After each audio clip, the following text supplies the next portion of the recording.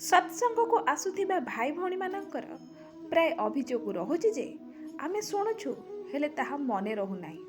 ମନେ ରହନ୍ତା ବା କିପରି? ଏହା କ'ଣ ପ୍ରକୃତ ସତ୍ସଙ୍ଗ? ଯେତିକି ସତ୍ସଙ୍ଗ ଶୁଣୁଛନ୍ତି ସବୁ ସେଇଠି ସତ୍ସଙ୍ଗ ସ୍ଥଳରେ ଛାଡ଼ି ଦେଇ ଚାଲି ଯାଉଛନ୍ତି। ସେଥିପାଇଁ ଏଥିରୁ କିଛି ଲାଭ ମିଳୁନାହିଁ। ସତ୍ସଙ୍ଗ କଥା କାମରେ ଆସୁନାହିଁ, ମନେ ରହୁନାହିଁ। ଏ ବିଷୟରେ ମୁଁ ଯାହା କହୁଛି ତାହାକୁ ଆପଣମାନେ ମନ ଦେଇ ଶୁଣନ୍ତୁ। ମୋ ପଢ଼ାବେଳର କଥା। ସେତେବେଳେ ମୁଁ ସଂସ୍କୃତ ପଢ଼ିବା ଆରମ୍ଭ କରୁଥାଏ।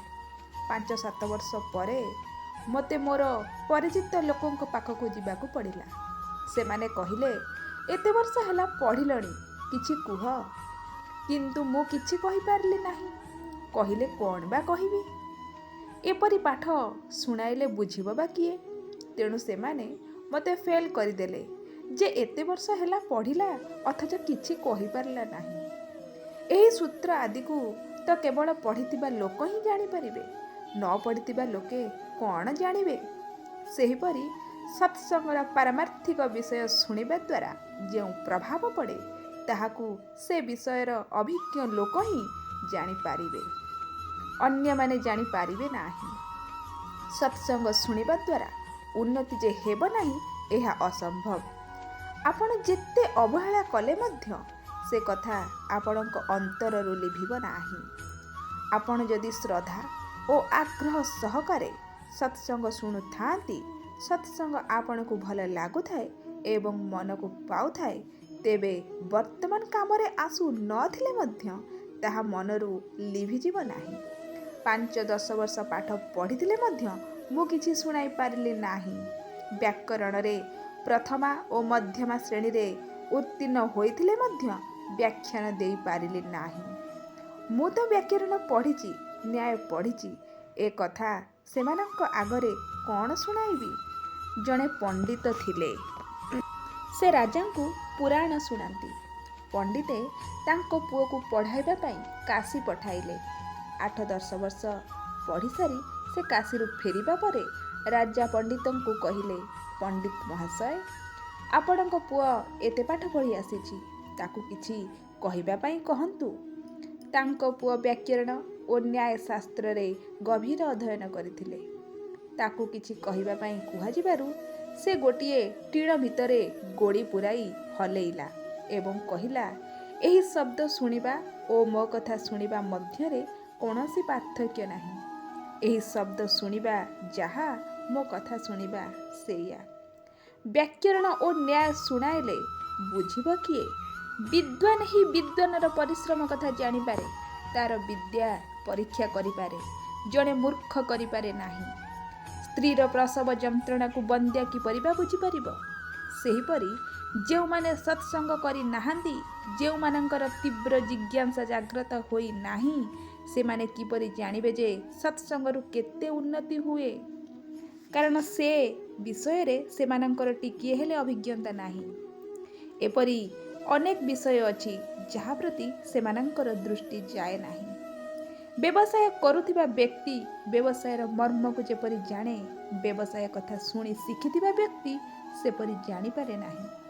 ଥରେ କେହି ଜଣେ ମୋତେ ବ୍ୟବସାୟ ବିଷୟରେ ପଚାରିଲେ, ମୁଁ ତାର ଉତ୍ତର ଦେଲି। ପୁଣି ସେହି ପ୍ରଶ୍ନ ସେ ଗୋଏନ୍ଦା କାଜୀଙ୍କୁ ପଚାରିବାରୁ ସେ ମଧ୍ୟ ତାର ଉତ୍ତର ଦେଲେ। ମୁଁ ଲକ୍ଷ୍ୟ କରି ଜାଣିପାରିଲି ଯେ ଗୋଏନ୍ଦା କାଜୀ ଯେତେ ସହଜରେ ବ୍ୟବସାୟ ସମ୍ବନ୍ଧରେ ବୁଝାଇଲେ, ସେତେ ସହଜରେ ମୁଁ ବୁଝାଇ ପାରି ନଥିଲି।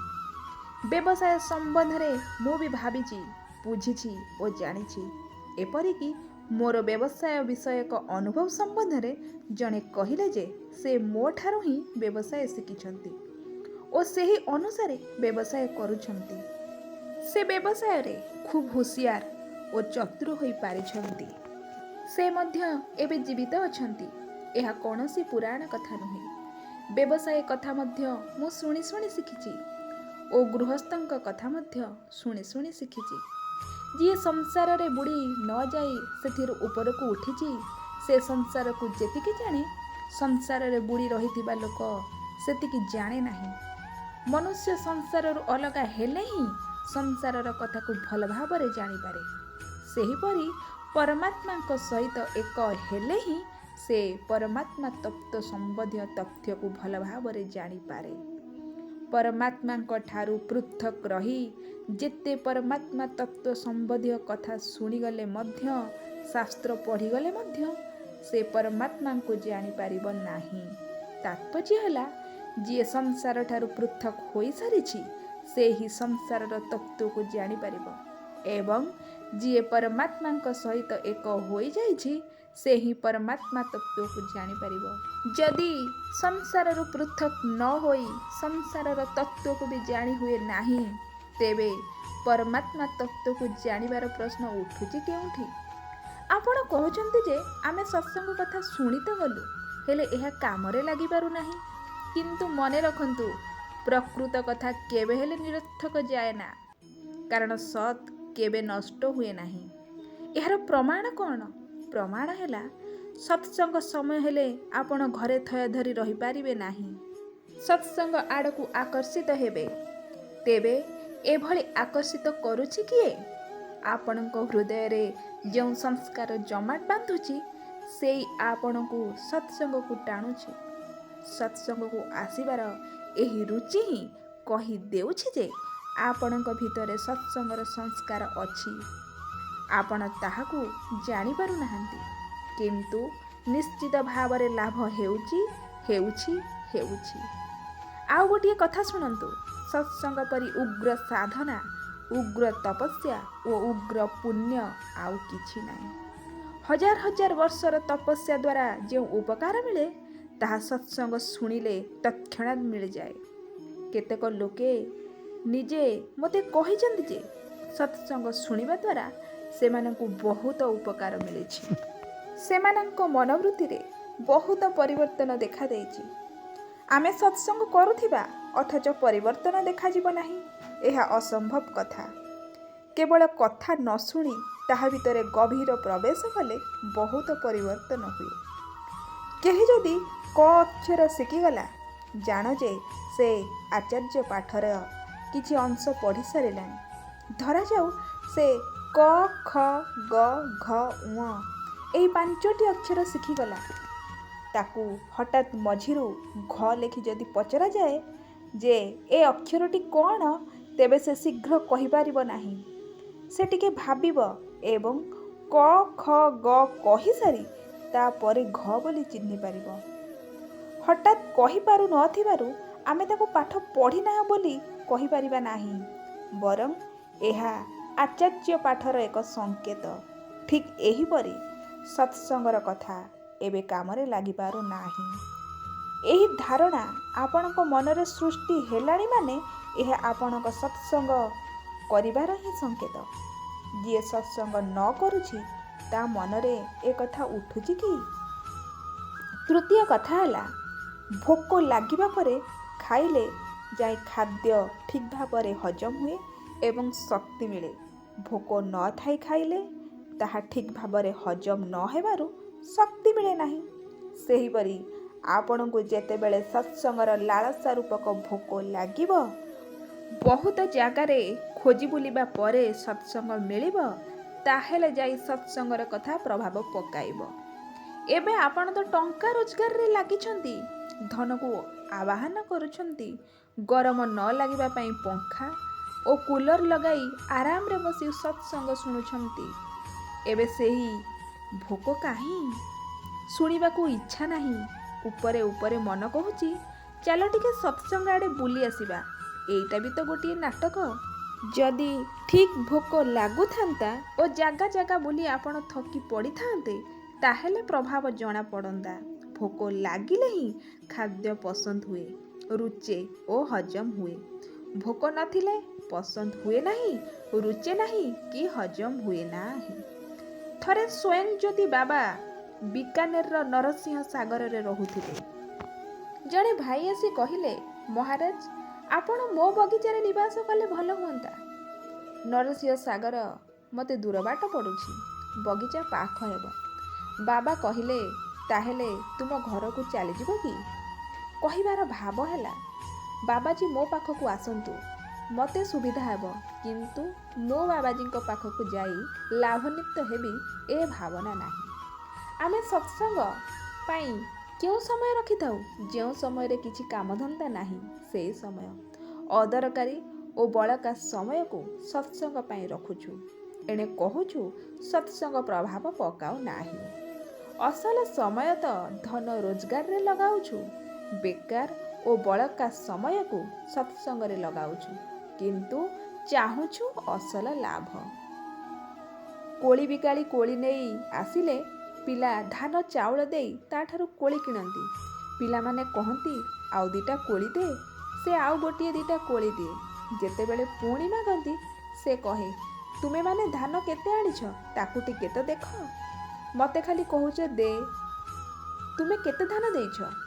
ସେହିପରି ଆପଣଙ୍କୁ ଯଦି ପଚରାଯାଏ ଯେ କେଉଁ ସମୟ ଆପଣ ସତ୍ସଙ୍ଗ ପାଇଁ ଖର୍ଚ୍ଚ କରିଛନ୍ତି, ଶୋଇବା ସମୟ ନା ରୋଜଗାର ସମୟ ନା ଗୁରୁତ୍ୱପୂର୍ଣ୍ଣ କାମର ସମୟ, ଯଦି ପଚରାଯାଏ ସତ୍ସଙ୍ଗକୁ କାଲି ଆସିଲେ ନାହିଁ କାହିଁକି? ଉତ୍ତର ମିଳିବ ସ୍ୱାମୀଜୀ ମକଦ୍ଦମା କାମ ଟିକେ ଥିଲା, ସେଠାକୁ ଚାଲିଗଲି, ତେଣୁ ଆସିପାରିଲି ନାହିଁ। ପହରଦିନ କାହିଁକି ଆସିଲେ ନାହିଁ? କହିବେ ଯେ ଖାଇସାରି ଟିକେ ଗଡ଼ପଡ଼ ହେଉ ହେଉ ନିଦ ଆସିଗଲା। ନିଦ ଭାଙ୍ଗିଲା ପରେ ଭାବିଲି ସତ୍ସଙ୍ଗ ସମୟ ତ ଡେରି ହୋଇଗଲାଣି, ଆଉ ଯାଇ କ'ଣ କରିବି?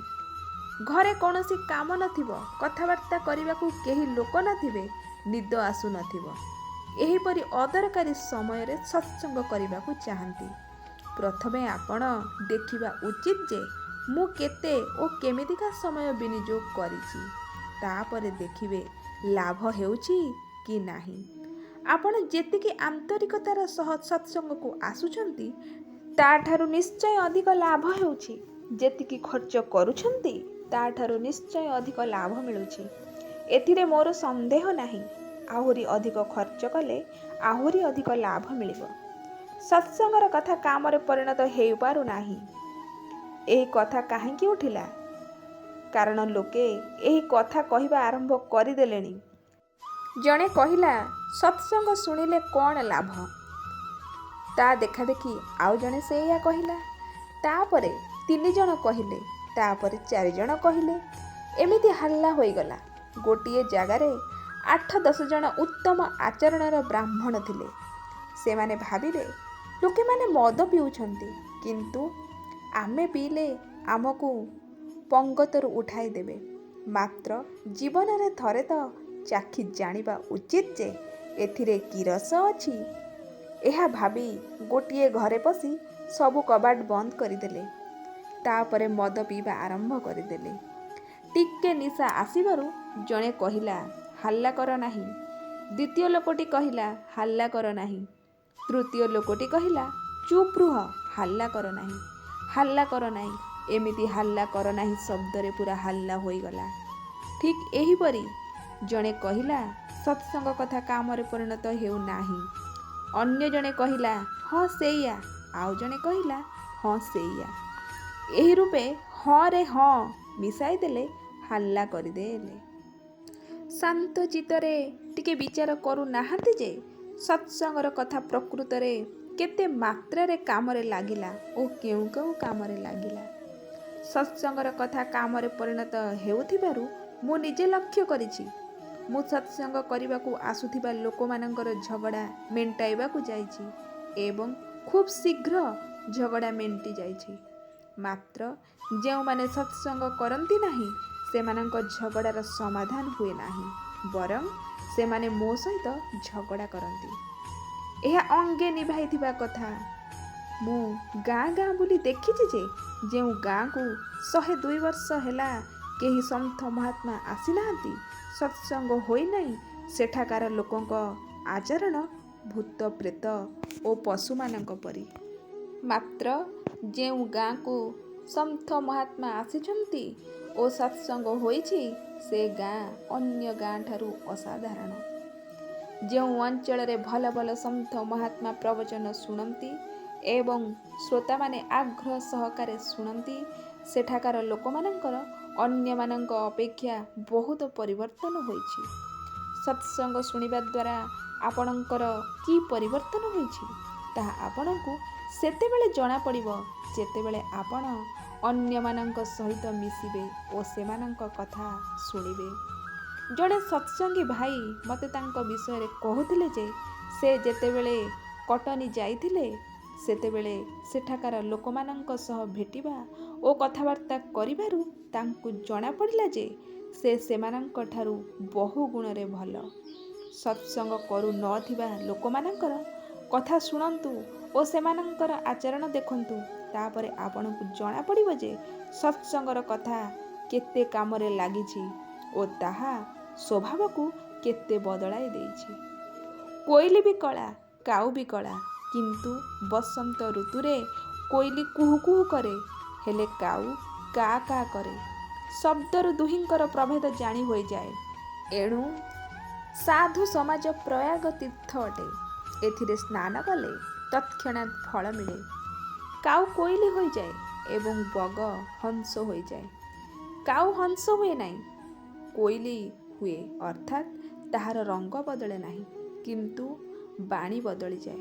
ସେହିପରି ବଗ ହଂସ ହୋଇଯାଏ, ତାହାର ରଙ୍ଗ ତ ସମାନ ରହେ, ମାତ୍ର ତାଠାରେ କ୍ଷୀର ଓ ନୀର ଚିହ୍ନିବାର ବିବେକ ଆସିଯାଏ।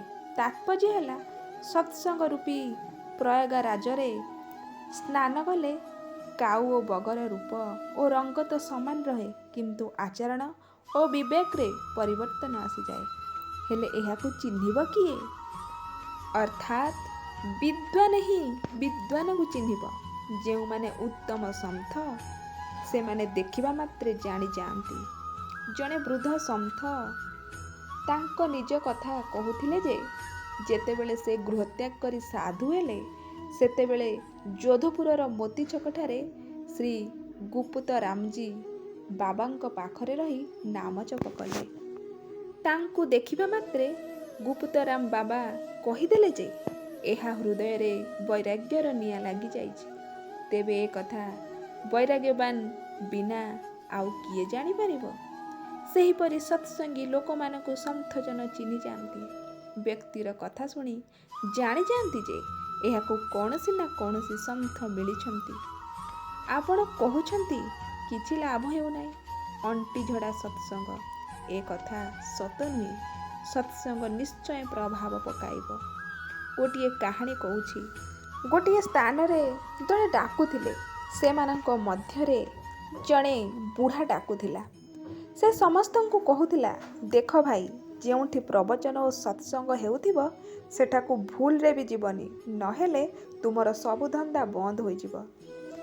କେଉଁଠିକି ଯିବାବେଳେ ମଝିରେ ଯଦି ସତ୍ସଙ୍ଗ ହେଉଥିବାର ଜଣାପଡ଼େ ତେବେ କାନରେ ହାତ ଦେଇଦେବ, ସେ କଥା ଶୁଣିବ ନାହିଁ। ଡାକୁମାନେ ଏହିଭଳି ଶିକ୍ଷା ପାଇଥିଲେ। ଦିନେ ଜଣେ ଡାକୁ କୌଣସି ସ୍ଥାନକୁ ଯାଉଥିଲା। ବାଟରେ କୌଣସି ସ୍ଥାନରେ ସତ୍ସଙ୍ଗ ଓ ପ୍ରବଚନ ଚାଲିଥାଏ। ଗୋଟିଏ ବାଟ, ଅନ୍ୟ ବାଟ ନାହିଁ। ସେହି ବାଟରେ ହିଁ ଯିବାକୁ ହେବ। ଡାକୁ ଜଣକ ସେହି ବାଟରେ ଗଲାବେଳକୁ ଦୁଇ ହାତରେ ଦୁଇ କାନ ବନ୍ଦ କରିଦେଲା। ଯାଉ ଯାଉ ଅଚାନକ ତା ଗୋଡ଼ରେ ଗୋଟେ କଣ୍ଟା ଫୁଟିଗଲା। ସେ ଗୋଟିଏ ହାତରେ କାନ ବନ୍ଦ କରି ଅନ୍ୟ ହାତରେ କଣ୍ଟା କାଢ଼ିଲା ଓ ପୁଣି କାନ ବନ୍ଦ କରି ସେଠାରୁ ଚାଲିଗଲା। କଣ୍ଟା କାଢ଼ିବା ବେଳେ ତାକୁ ଏତିକି ଶୁଭିଥିଲା ଯେ ଦେବତାମାନଙ୍କର ଛାଇ ନଥାଏ। ଦିନେ ସେହି ଡାକୁମାନେ ରାଜାଙ୍କ ଘରେ ଡକାୟତି କଲେ। ରାଜାଙ୍କ ଗୁପ୍ତଚରମାନେ ଡକାୟତଙ୍କୁ ଖୋଜିବାକୁ ଲାଗିଲେ। ଜଣେ ଗୁପ୍ତଚର ମନେ ମନେ ସେହି ଡାକୁମାନଙ୍କୁ ସନ୍ଦେହ କଲା। ଡାକୁମାନେ ପ୍ରତିଦିନ ଦେବୀଙ୍କୁ ପୂଜା କରନ୍ତି। ସେହି ଗୁପ୍ତଚର ଜଣକ ଦେବୀ ରୂପ ଧରି ମନ୍ଦିରରେ ଦେବୀଙ୍କ ମୂର୍ତ୍ତି ପାଖରେ ଯାଇ ଠିଆ ହୋଇଗଲା। ଡାକୁମାନେ ସେଠାକୁ ଆସିବାରୁ ସେ ରାଗିଯାଇ ସେମାନଙ୍କୁ କହିଲା, ତୁମ୍ଭେମାନେ ଏତେ ଧନ ଆଣିଲ, ହେଲେ ମୋତେ ପୂଜା କଲ ନାହିଁ।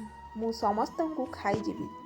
ଏହା ଶୁଣି ଡାକୁମାନେ ଡରିଗଲେ ଏବଂ କହିଲେ, ମା, ଆମର ଭୁଲ ହୋଇଯାଇଛି, କ୍ଷମା କରିଦିଅ, ଆମେ ଅବଶ୍ୟ ପୂଜା କରିବୁ। ତାପରେ ସେମାନେ ଧୂପ ଦୀପ ଦେଇ ଦେବୀଙ୍କୁ ପୂଜା କଲେ ଓ ଆଳତି କଲେ। ସେମାନଙ୍କ ମଧ୍ୟରୁ ଯେଉଁ ଡାକୁ ସତ୍ସଙ୍ଗରୁ ଶୁଣିଥିଲା ଯେ ଦେବତାମାନଙ୍କର ଛାଇ ନଥାଏ, ସେ କହିଲା, ଆରେ ଭାଇ, ଇଏ ଦେବୀ ନୁହଁ, ଦେବୀର ଛାଇ ନଥାଏ, ଏହାର ତ ଛାଇ ପଡ଼ୁଛି। ଏହା ଶୁଣିବା ମାତ୍ରେ ଡାକୁମାନେ ଦେବୀ ରୂପ ଧାରଣ କରିଥିବା ଗୁପ୍ତଚରକୁ ଧରି ମାରିବାକୁ ଲାଗିଲେ। ସେମାନେ କହିଲେ, ଚୋର ତୁ, ଆଉ ଆମ ନାଁରେ ଦୋଷ ଲଗାଉଛୁ? ଆମେ ଚୋରି କରି ନାହୁଁ। ଗୁପ୍ତଚର ଜଣକ ସେଠାରୁ ପଳାଇଗଲା। ସତ୍ସଙ୍ଗର ଗୋଟିଏ କଥା ଶୁଣିବାରୁ କେତେ ପ୍ରଭାବ ପଡ଼ିଲା। ଜଣେ ସତ୍ସଙ୍ଗ ଶୁଣି ନାହିଁ, ଆଉ ଜଣେ ସତ୍ସଙ୍ଗ ଶୁଣିଛି। ଏଇ ତ ଦୁହିଁଙ୍କ ମଧ୍ୟରେ ପାର୍ଥକ୍ୟ। ସତ୍ସଙ୍ଗୀର ଓଜନ ଓ ଆକାରରେ ସିନା କିଛି ପରିବର୍ତ୍ତନ ହୋଇନାହିଁ, କିନ୍ତୁ ଭିତରେ ବହୁତ ପରିବର୍ତ୍ତନ ହୋଇଛି। ଠାକୁରଙ୍କୁ ଭୋଗ ଲଗାଇଲେ ପ୍ରସାଦ ଟିକିଏ ବି କମ୍ ବେଶୀ ହୁଏ ନାହିଁ, ମାତ୍ର ତାକୁ ପାଇବା ପାଇଁ ଲକ୍ଷପତି କୋଟିପତି ମଧ୍ୟ ହାତ ପତେଇ ଦିଅନ୍ତି।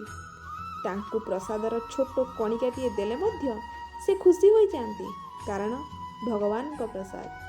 ଭଗବାନଙ୍କୁ ଅର୍ପିତ ପଦାର୍ଥରେ ଏକ ବିଶେଷତ୍ୱ ଆସିଯାଏ। ଏହାକୁ ସବୁ ଲୋକ ବୁଝିପାରନ୍ତି ନାହିଁ, କେବଳ ବିବେକଶୀଳ ହିଁ ବୁଝିପାରେ। ଭଗବାନଙ୍କର ଭକ୍ତ, ଭକ୍ତି, ପ୍ରସାଦ ଓ ନାମ ପ୍ରତି ସ୍ୱଳ୍ପ ପୁଣ୍ୟବାନଙ୍କର ରୁଚି ହୁଏ ନାହିଁ।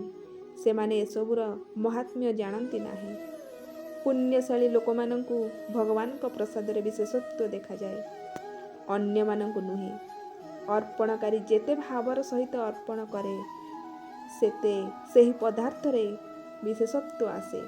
ଭଗବାନଙ୍କ ସମ୍ମୁଖରେ କେବଳ ରଖିଦେବା ମଧ୍ୟ ଭଲ, କିନ୍ତୁ ଭାବ ସହକାରେ ଅର୍ପଣ କଲେ ଏତେ ବିଶେଷତ୍ୱ ଆସିଯାଏ ଯେ ସେ ସ୍ୱାଦରେ ମଧ୍ୟ ପରିବର୍ତ୍ତନ ଅନୁଭୂତ ହୁଏ।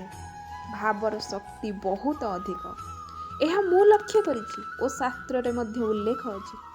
କୌଣସି ସାଧୁଙ୍କୁ ଅନ୍ନ ଦେଲାବେଳେ ଗୃହସ୍ଥ ବ୍ୟକ୍ତିର ଭାବ ଯେତେ ଦୃଢ଼ ହୋଇଥାଏ, ସେହି ଅନ୍ନରେ ସେତିକି ବିଶେଷତ୍ୱ ଆସିଯାଏ। ଗୋଟିଏ ଜାଗାର କଥା କହୁଛି, ଏହିପରି ଭାବ ସହକାରେ ପ୍ରସ୍ତୁତ ଖାଦ୍ୟ 2-3 ଦିନ ପର୍ଯ୍ୟନ୍ତ ରହିଗଲା, ଆଦୌ ଖରାପ ହେଲା ନାହିଁ। ଏପରି ଅନ୍ନ ଖାଇଲେ ପ୍ରଭାବ ପଡ଼େ, ମାତ୍ର ଜାଣିବା ଲୋକ ହିଁ ଜାଣିବ, ଅନ୍ୟ କିଏ ବା କ'ଣ ଜାଣିବ?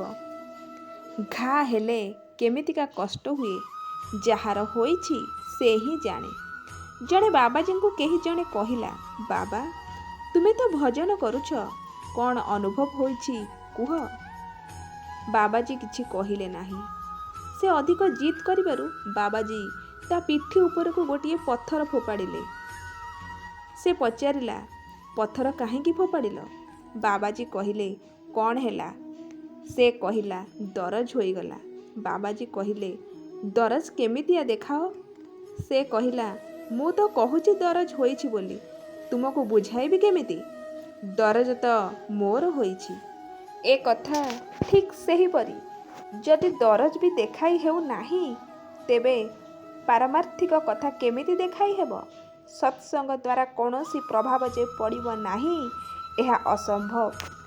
ବହୁତ ଅସାଧାରଣ ପ୍ରଭାବ ପଡ଼େ।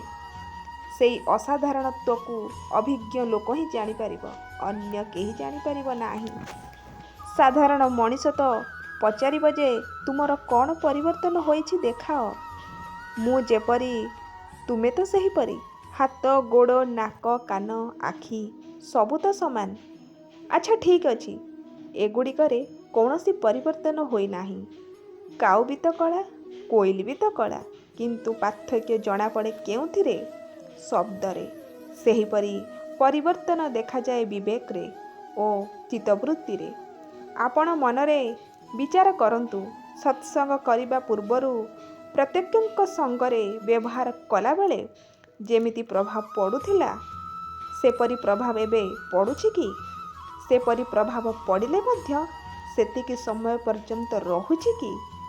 ମୋ ବିଚାରରେ ସତ୍ସଙ୍ଗର ପ୍ରଭାବ ଯେ ପଡ଼ିବ ନାହିଁ, ଏହା ଅସମ୍ଭବ। ଅବଶ୍ୟ ଏକଥା ଭିନ୍ନ ଯେ ଯାହାର ସତ୍ସଙ୍ଗ କରୁଥିବେ ସେ ଅନୁଭବୀ ମହାପୁରୁଷ ହୋଇଥିବା ଆବଶ୍ୟକ ଓ ଶ୍ରୋତା ବି ଜିଜ୍ଞାସୁ ହୋଇଥିବା ଆବଶ୍ୟକ। ପରଶମଣି ସହିତ ଲୁହାକୁ ଛୁଆଇ ଦେଲେ ଲୁହା ସୁନା ପାଲଟିଯାଏ। ଯଦି ପରଶମଣି ସହିତ ଛୁଆଇବା ପରେ ମଧ୍ୟ ଲୁହା ସୁନା ହେଲା ନାହିଁ, ତେବେ ବୁଝିବାକୁ ହେବ ଯେ ତାହା ପରଶମଣି ନୁହେଁ, ନିଶ୍ଚିନ୍ତ କୌଣସି ପଥର ଖଣ୍ଡ। ଯଦି ପରଶମଣି ଖାଣ୍ଟି, ତେବେ ହୁଏତ ଲୁହା ଖାଣ୍ଟି ନୁହେଁ। ଯଦି ପରଶମଣି ଓ ଲୁହା ଉଭୟ ଖାଣ୍ଟି, ତେବେ ଦୁଇଟିକୁ ସ୍ପର୍ଶ କରାଇ ଦେଉ ନଥିବା କୌଣସି ବିଚ୍ଛେଦକାରକ ବସ୍ତୁ ମଝିରେ ନିଶ୍ଚୟ ବ୍ୟବଧାନ ସୃଷ୍ଟି କରୁଛି। ଏହି ଦୃଷ୍ଟାନ୍ତ ପରି ଯଦି ସନ୍ଥ ଓ ଜିଜ୍ଞାସୁ ଖାଣ୍ଟି, ତେବେ ପରିବର୍ତ୍ତନ ଦେଖା ନ ଯିବା ଅସମ୍ଭବ। ମାତ୍ର ମଝିରେ କିଛି ନା କିଛି ବ୍ୟବଧାନ ରଖିଦେଲେ ଲାଭ ମିଳେ ନାହିଁ। ବ୍ୟବଧାନ ବଡ଼ ବିଚିତ୍ର। ସେଗୁଡ଼ିକର ବର୍ଣ୍ଣନା କ'ଣ ବା କରିବି ଓ କେତେ ବା କରିବି? ଯଥା ଆମର ଓ ତୁମର ମାର୍ଗ ପାରମାର୍ଥିକ ହେଲେ ବି ଆମେ ବୈଷ୍ଣବ ସମ୍ପ୍ରଦାୟରେ ଦୀକ୍ଷିତ ଓ ତୁମେ ଶୈବ ସମ୍ପ୍ରଦାୟରେ ଦୀକ୍ଷିତ ଇତ୍ୟାଦି। ବୈଷ୍ଣବଙ୍କର ଧାରଣା ଶୈବ ଠିକ୍ ନୁହନ୍ତି ଏବଂ ଶୈବଙ୍କର ଧାରଣା ବୈଷ୍ଣବ ଠିକ୍ ନୁହନ୍ତି। ଅନ୍ୟାନ୍ୟ ସମ୍ପ୍ରଦାୟର ଲୋକେ ଯେତେ ଉତ୍ତମ କଥା କହିଲେ ବି ସେମାନେ ଶୁଣିବାକୁ ପ୍ରସ୍ତୁତ ନୁହନ୍ତି। ଆହୁରି ମଧ୍ୟ ଲୋକେ ସୁଗୁଣ ଓ ନିର୍ଗୁଣକୁ ନେଇ, ସାକାର ଓ ନିରାକାରକୁ ନେଇ, ରାମ ଓ କୃଷ୍ଣଙ୍କୁ ନେଇ ପ୍ରତିବନ୍ଧକ ରଖିଛନ୍ତି। ଯଦି ଆମେ ଜୟ ଶ୍ରୀକୃଷ୍ଣ କହିବୁ କିନ୍ତୁ ଜୟ ଶ୍ରୀରାମ କହିବୁ ନାହିଁ, ଏପରି ବିଚାରଧାରାର ଲୋକେ ଅନ୍ୟର କଥା କ'ଣ ବା ଶୁଣିବେ ଆଉ କ'ଣ ବା ବୁଝିବେ? ରାମ ରାମ କହୁଥିବା ଲୋକ, କୃଷ୍ଣ କୃଷ୍ଣ କହୁଥିବା ଲୋକ ଓ ଶିବ ଶିବ କହୁଥିବା ଲୋକ ସମସ୍ତଙ୍କ ଭିତରେ ରତ୍ନ ଅଛନ୍ତି। ଏ କଥା ନୁହେଁ ଯେ କେବଳ କୃଷ୍ଣ କୃଷ୍ଣ କହୁଥିବା ଲୋକଙ୍କ ଭିତରେ ରତ୍ନ ଅଛନ୍ତି ଓ ଶିବ ଶିବ କହୁଥିବା ଲୋକଙ୍କ ଭିତରେ ରତ୍ନ ନାହାନ୍ତି। ମାତ୍ର ଆମେ ସମ୍ପ୍ରଦାୟକୁ ଆଧାର କରି ପରସ୍ପରର ନିନ୍ଦା କରିବା ଆରମ୍ଭ କରିଦେଲୁ। ପୁଣି ପ୍ରଭାବ ପଡ଼ିବ କେମିତି?